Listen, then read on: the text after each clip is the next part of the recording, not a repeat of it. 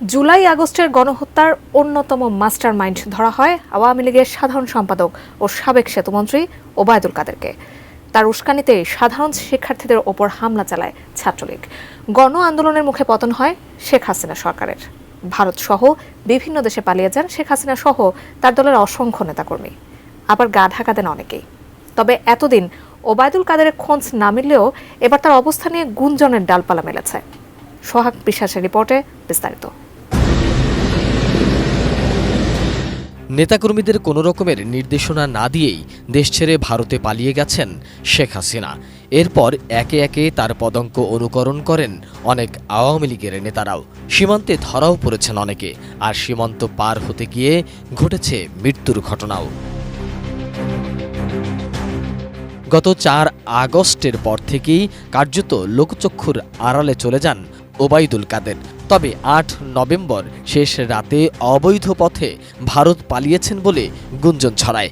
এর পরের দিন মধ্যরাতে চট্টগ্রামের হালি শহরের শান্তিবাগে কাদেরের স্ত্রী ইশরাতুন নেসার বড় ভাই নুরুল হুদার বাসায় অভিযান চালিয়েছে পুলিশ।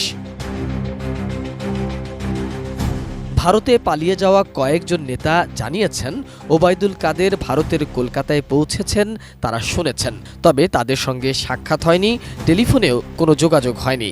এবার গুঞ্জন ছড়িয়েছে অবৈধভাবে সীমান্ত পার হয়ে ভারতের আসাম রাজ্যের রাজধানী গৌহাটির একটি হোটেলে অবস্থান করছেন তিনি।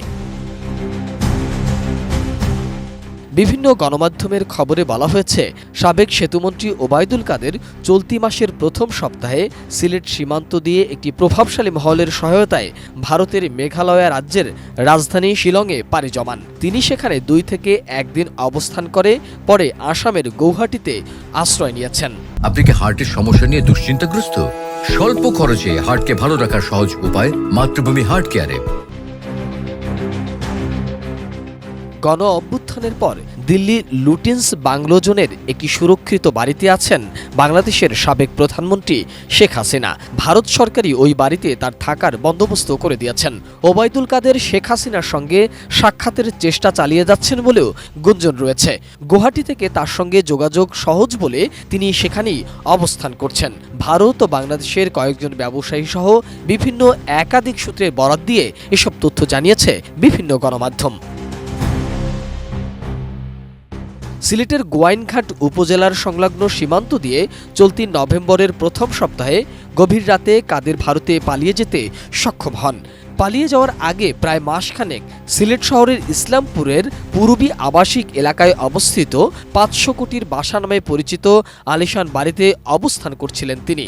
এখান থেকে প্রভাবশালী মহলের সঙ্গে যোগাযোগ করেন। পরে অবৈধভাবে সিলেট সীমান্ত দিয়ে ভারতে পালিয়ে যাওয়ার পরিকল্পনা করেন এবং সবশেষ তিনি ভারতে পালিয়ে যেতে সক্ষম হয়েছেন।